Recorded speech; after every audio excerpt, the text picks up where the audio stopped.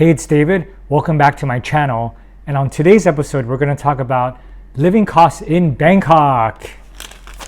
Wrong currency. Nope. About living costs in Bangkok. Yes. There's so many videos on this already, from living under $1,000 a month to the ultra luxurious living over $5,000 a month. But the thing is that these extremes are not realistic for most foreigners living in Bangkok. So here's my breakdown of the average living cost of living in Bangkok for 1 month. First, let's talk about rent. I budgeted $600 for a 1-year lease, and this is a smaller unit near the city center, and this is about average. Now you could go higher or lower, obviously, depending on your lifestyle, but this is pretty typical for living in Bangkok. One thing to note is that for Airbnb, because it's a short-term rental, it'll be much more expensive, maybe even double the price. So that's something to keep in mind if you're deciding to live in Bangkok for short term. But if you're able to sign, say, a 6-month, a year-long lease, it will be significantly cheaper than compared to Airbnb. Now there's food. Street food culture is wonderful in Thailand. You could get a nice meal for less than $2 on the street, but realistically, you're not going to be eating street food for every single meal that you're here. Now about groceries. For me, I do like cooking. I prepare about 1/3 of my meals at home. And so for me, going to the grocery stores, certain things are actually fairly inexpensive, like eggs, basic meats, rice. Now, of course, if you want to get like fancier things, imported things will be much more expensive. But actually groceries, for the most part, are pretty negligible if you want to do that at home. Again, mixing street food, going to restaurants, cafes, and then buying groceries, you're talking about a budget of around $400 a month. Entertainment, $250 a month. Now this includes activities, concerts, events. This is basically your fun budget at night on the weekends. There's a lot of things to do in Bangkok, and your budget should reflect that. Alcohol, $100 a month. Now this will vary widely depending on your level of alcoholism. Now if you don't drink at all, which is really good, you could turn that $100 into like a coffee budget instead. Now, drinking in the city, beers can be as cheap as $3. At a nice cocktail at a nice rooftop bar can cost you upwards of $10 to $15. So again, it kind of depends on your own behavior, but I would say like $100 is pretty average for maybe going out a couple times a week. Shopping, $200 a month. Now this includes clothes, electronics, home goods. One thing really great about living here is that they have excellent weekend markets, night markets, and you could actually find a lot of things for like fairly inexpensive. So for example, this shirt that I think I got this for about maybe like $6. And so, for example, your budget does not have to be so big when it comes to shopping. Health insurance, $50 a month. Now this is a catastrophic plan that covers people living abroad. So what does that mean? It means if you get hit by a bus or any unforeseen accidents. One thing good about living in Thailand is that you could actually pay for things out of pocket that are actually pretty affordable when compared to, say, living in the West, like in Canada, the United States, things like that.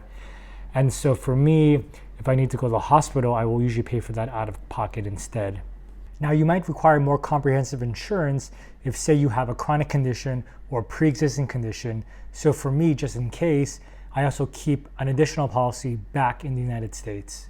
Fitness, $75 a month. Now this will include gym membership, exercise classes, sports clubs. Now for me, I use the gym. It's really comprehensive. Mine will have a weight room, swimming pool, sauna, steam room, and the gyms here are actually really nice in general. Now if your condo does have a gym, you don't actually need to include this in your budget. And for some people, they run, they walk around the city, a great way to get exercise, and you don't need to spend that kind of money. So it all kind of depends, but if we're gonna keep a fitness budget, $75 a month is pretty reasonable. Transportation, $100 a month. Now this would include public transportation, like taking the bus, train, subway, and also include ride-hailing apps like Grab, which is the Uber of Thailand. Now you don't need to own your own car here or even motorbike. I actually do know people who do own a motorbike, and I'm actually considering getting that, but maybe for a later date, because it's easier to travel around the city when you have your own wheels. But for the most part, taking public transportation and relying on ride-hailing services can get you everywhere you need to go in the city. Personal care, $100 a month. Now this will be haircuts, grooming, spa, massages. Now this budget might be bigger than what you were expecting. That's because, again, in Thailand, you're tempted to get massages here. They're abundant, they're plentiful, they're really good, they're really affordable. And I think For the most part, when you'll be living here, you'll be getting a couple of massages a month, if not more. Mobile phone, $25 a month. Now for me, my plan actually is $15 with a local number, 10 gigs of data, but I actually will run out at the end of the month, so I will buy an additional packet. Usually it runs from $5 to $10 a month. Lastly, miscellaneous other expenses, $200 a month. Now this could include recurring subscriptions such as Netflix, Spotify. This is unforeseen expenses like things that break, right? If you need to get things repaired, unforeseen health expenses, charity, and also things for costs back home. So for example, I keep a US phone number, and so I actually rope that into that expense. And if you keep a separate health insurance policy back home as well. Now again, this number could vary widely, and so some people don't actually have too many other expenses, so that might actually not be $200, but for other people it could be double that or even triple that. So again, I would say the average could be around $200 a month. Now there's no travel budget, but if you're looking to add one to say travel around the region, I would say add an additional $500 a month to cover airfare, hotel accommodation, things like that. Adding it up all together, we get around $2,100. So of course this will vary for different people, right? If you don't drink, if you drink a lot more, if you shop, if you don't shop, things like that. Nailing that on budget is hard because many people have many different behaviors. But hopefully this will serve as a rough guide if you're deciding on living in Bangkok.